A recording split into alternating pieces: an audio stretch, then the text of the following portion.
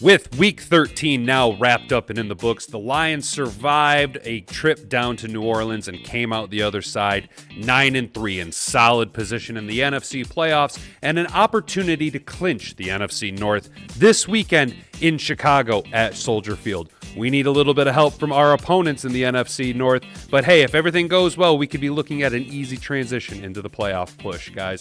There are big plays to be made. There are some things we need to talk about. We played the Bears not 3 weeks ago, guys, where we scored 17 points in the final 3 minutes of the game for a sweet little come-from-behind victory at home.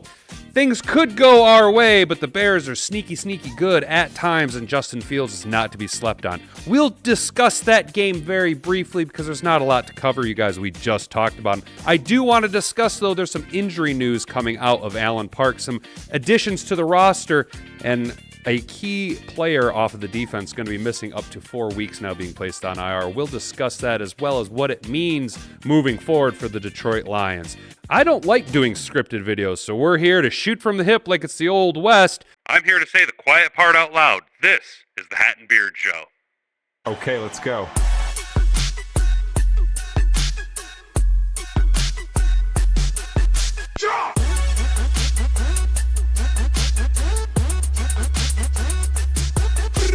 Hey there, feller. Welcome back to the Hat and Beard Show. I, of course, am your hostess with the mostest, Hat and Beard, where my pronouns are savage and I identify as sexy.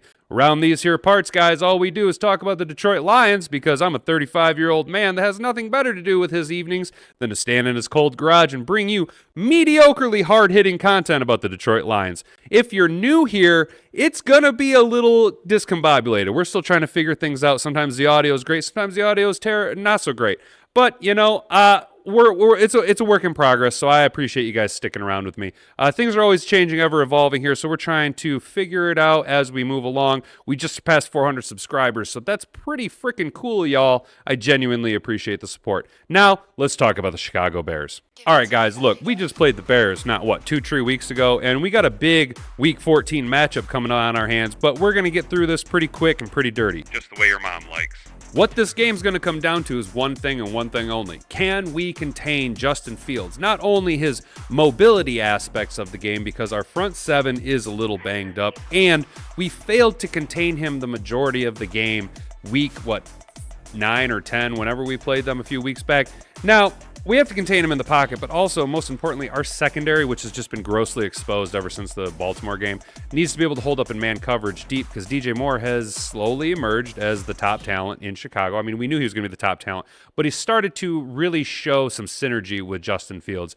I'm not necessarily afraid of the Bears' offense outside of Justin Fields. If we can do what we need to do and go and take care of business, defensively, get some pressure, maybe make him feel uncomfortable, but keep the pocket collapsed around him so he can't escape. Let Aiden Hutchinson utilize his athleticism to chase down the highly mobile quarterback, maybe even add a spy like a Brian Branch, because outside of DJ Moore and maybe a Cole Kmet, the Bears receiving core is less than stellar. But when you match them up against our secondary is definitely subpar. We've been waiting for hopefully CD Deuce to return. I hinted at that last video. That's still up in the air. But, Cameron Sutton can only do so much, and Jerry Jacobs has just fallen off his last 6 weeks. Ever since his injury, he hasn't been the same. And when he's in man coverage, he's absolutely terrible. Cameron Sutton can at least hold up a little bit, and Kirby Joseph is a solid safety, roaming over the top. Unfortunately, I've said it many times, I'm just beating a dead horse at this point. Tracy Walker, not so good in coverage. Better as an enforcer, better on the run game. That's not a knock against Tracy Walker. It's just that's not his bag, man. He's not necessarily the best coverage guy.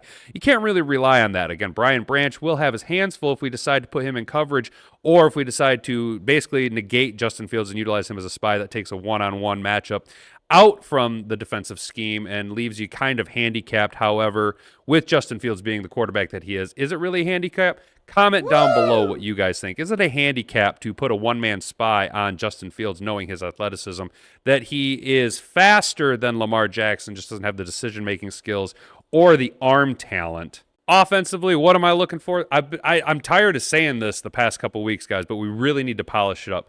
If we can continue to trend the direction that we were, because let's be honest, the Green Bay game was absolutely terrible for us on offense. Too many turnovers. Jared Goff was able to turn that around in New Orleans. He was able to not commit any turnovers. However, 213 yards, 216 yards, whatever he threw for isn't necessarily going to cut it in today's modern NFL. Now, granted, you did have over 100 yards of production between the two running backs and a touchdown out of David Montgomery, and our offense is hyper talented, though. If Frank Ragnow's not able to go, our offensive line is going to be dinged up. You're going to be relying on more of a Colby Sorsdahl situation at the right guard.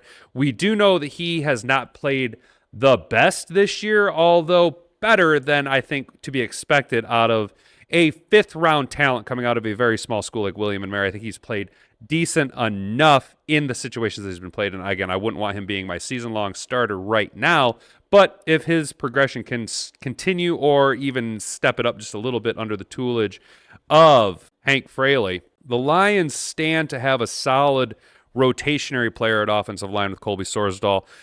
Does that bode well for us against Chicago? I don't know, man. Look, Chicago's defense was able to get the ball a lot last time we played them. They were able to commit several takeaways from Jared Goff. And let's not forget, Amon-Ra St. Brown just caught that $50,000 fine from a block that he laid on Jaquan Brisker downfield, showcasing that the refs are kind of looking to maybe equalize the playing field, since the Bears aren't necessarily the most talented team in the NFL. But their defense does have players both at linebacker and in the secondary.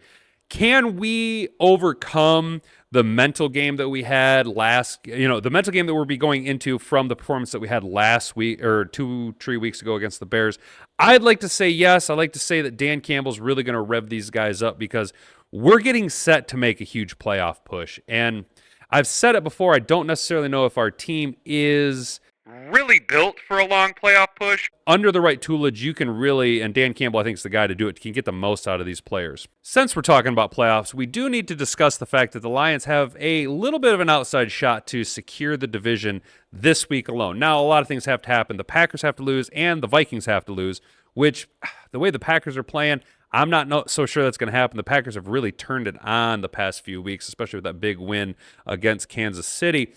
And we also have to beat the Bears. So we got to beat the Bears. The Packers have to lose and the Vikings have to lose. We can secure the division this week, which would be a boon, because I don't want to say you can let your foot off the gas a little bit, but you can maybe start to rotate some players in and get a little bit more rest out of your starters to make a better playoff push, because at that point in time, you're really just playing for positioning. Although with Dallas coming up, that is going to be a really good benchmark test for us to see just where we stack up against the cream of the crop of the NFC heading into the playoffs, because Dallas is going to be either the wild card, or they're going to be the wild card. I don't think there's a way that the Cowboys can possibly win the NFC East unless Philly has just an epic collapse, just a insane collapse. And I don't think Philly's really built to collapse out like that, though they were exposed by the 49ers. And the 49ers did everybody a huge solid by just adding another loss to the column for the Philadelphia Eagles. That helps everybody else out. Gives even the Lions an outside shot if things were to possibly go our way. Basically, we have to win out, and everybody else has to start to lose for us to get that 1 seed. So we're going to start playing for positions in the playoffs. And we also need to realize that, guys, we've started making additions to the roster. Now, last week, we seen Bruce Irvin emerge and come out and have a nice sack, and then, of course, had the hit on Derek Carr that knocked him out of the game. That was, I'm not going to say late or dirty, but not necessarily called for. Bruce Irvin is a 36-year-old veteran in the NFL. I like that play. I also like the fact that I like the addition of veteran players, because it seems to be the trend recently in the NFL is when you have basically the playoff picture kind of set before you, teams will go out and add a veteran player to a position group that they're maybe, I'm not going to say necessarily lacking, but could use veteran leadership and as well as a little bit of bolstering to that spot. You see it with just this week, the Philadelphia Eagles went out and signed Shaq Leonard. I actually kind of thought the Lions might make a play for that, considering the injury to Alex Anzalone. And Ndamukong Suh's been doing it for the past couple of years. Well, he'll go and wait halfway through the season to sign with a playoff, a Super Bowl contending team. Just kind of, utilize what little bit you got in the tank. You really, if you think of it in basketball terms, they really resort to being more of a designated role player. They're not going to be out there starting. They're not going to give you 70%. They're going to be in very specific roles to maximize their very polished skill set that they've accrued over the years and then have been able to leverage to gain higher end contracts for the middle of the season. So, like $6 million for a half a season. I mean, that's pretty good production or a pretty good paycheck if you're someone like Ndamukong Suh, basically just coming in to get yourself a ring.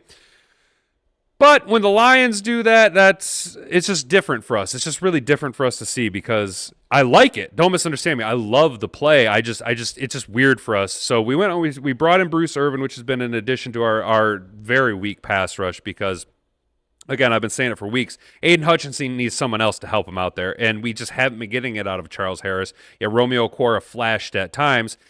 Our second best defensive line player is Alim McNeil. And that's my next point. Alim McNeil, guys. Good old the dancing bear Alim McNeil. I'm a big fan of Alim McNeil.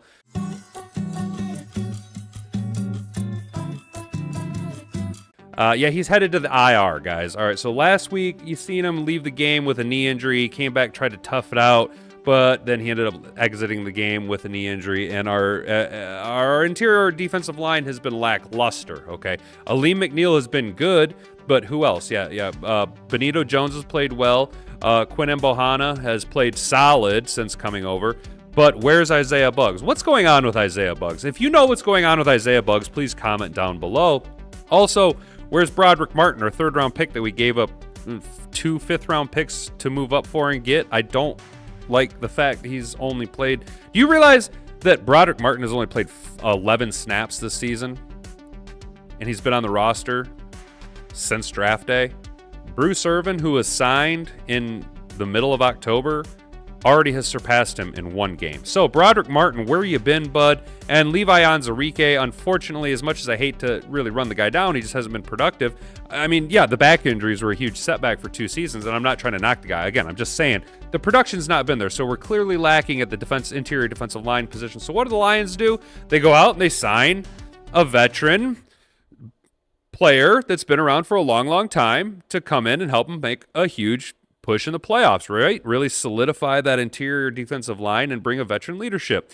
And who else would the Lions bring back other than not Ndamukong Suh? That's right, we didn't go get Ndamukong Suh. Nope, not Ndamukong Suh. That would have been just too weird of a situation, I guess, for Motor City Dan Campbell and Brad Holmes maybe trying to separate themselves from previous Lions regimes. I understand the whole change in culture, but as the fans are concerned, Ndamukong Suh would just be the cat's pajamas to come back after being gone for so many years to really help us make that playoff push. It would just be a nice tip of the cap to him, you know what I'm saying? But instead, what the Lions did is they went out and they signed 14-year veteran Tyson Alualu, which I'm not mad about. The guy's a former first-round pick, played 7 years in Jacksonville, 5 years for the Pittsburgh Steelers. Yeah, he hasn't been on a team this whole season, so we're essentially signing Netflix Prime to come out. Netflix, Craig Reynolds, who was sitting on his couch, and the Lions called him up.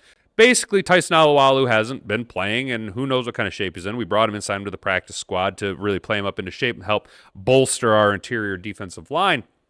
I like it. I actually like the play. Again, solid veteran leadership. He's a good run defender, not necessarily the most prolific pass rusher.